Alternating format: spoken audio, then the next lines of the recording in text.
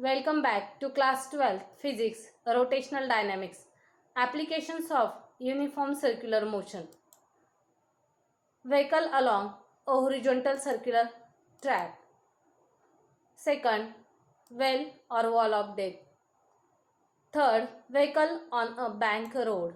Now we will see the fourth application of uniform circular motion, that is conical pendulum. A pendulum, a tiny mass assumed to be a point object and called a bob, connected to a long, flexible, massless, inextensible string and suspended to a rigid support, is called a pendulum. Tiny mass, that is a small mass assumed to be a point object and called a bob, connected to long, flexible, massless, that is mass of string is negligibly small, that is inextensible, do not change its dimension, and therefore connected to a rigid support is called a pendulum. Diagram shows a pendulum. This is rigid support, this is a point object, and this is string.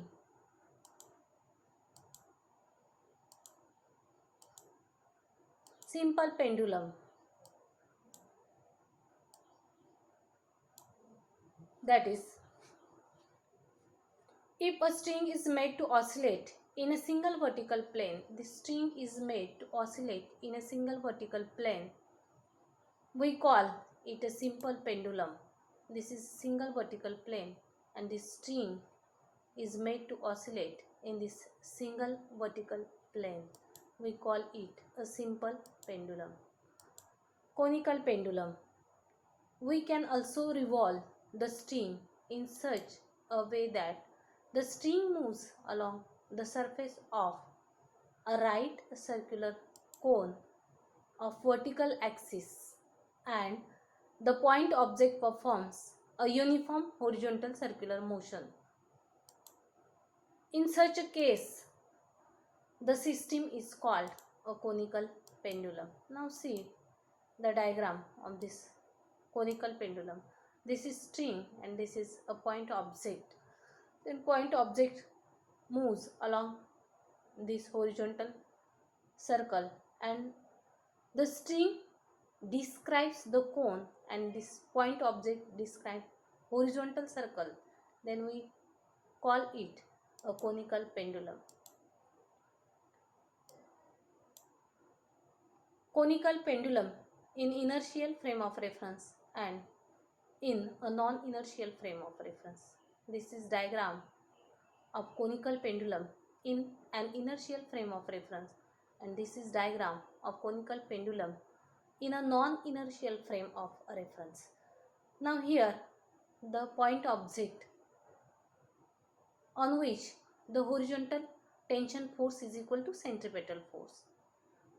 In the frame of reference of this point mass or point object or bob, here the horizontal component of tension force balances the centrifugal force, and that's why it is non-inertial frame of reference.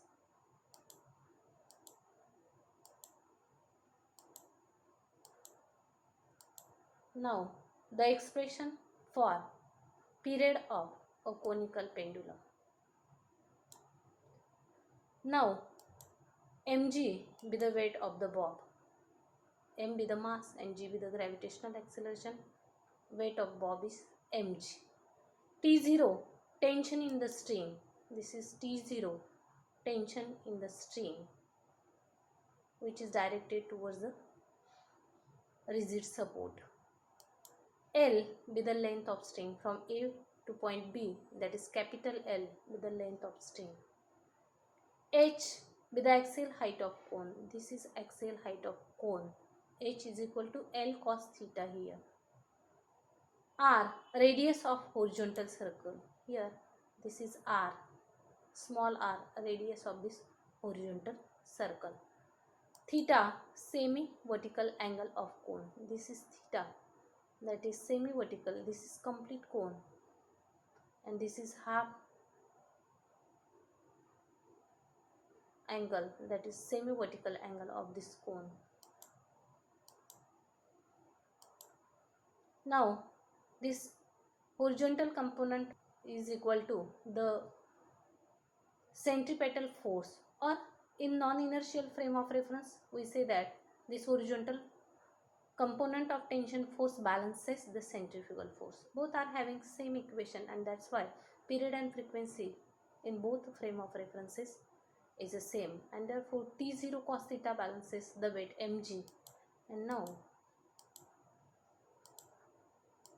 from figure, the T with the period of revolution of bob, the horizontal component of tension becomes the resultant force, and which is equal to the centripetal force. Now from this equation first and second, divide equation first by equation second. Here T0 gets cancelled, sin theta upon cos theta, and right side, that is m gets cancelled, r omega square upon g, that is r omega square upon g.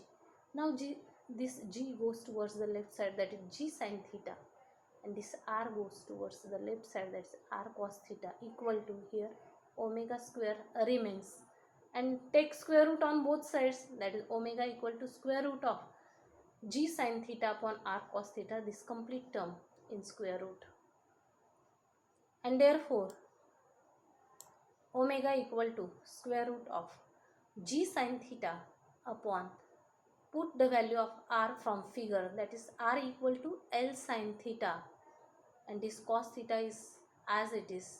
This sin theta gets cancelled, g upon L cos theta remains in square root, and therefore we can see that is from figure.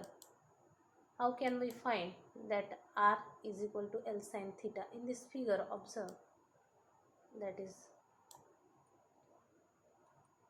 this angle theta is equal to this opposite side r upon this hypotenuse, that is L, r upon L. Therefore r is equal to L sin theta, and we substitute this value in that relation, and we get this relation omega equal to square root of g upon L cos theta. And you know that is angular speed is equal to 2 pi upon t, where 2 pi with the angular distance covered of this point object in one revolution, 2 pi upon its periodic time t.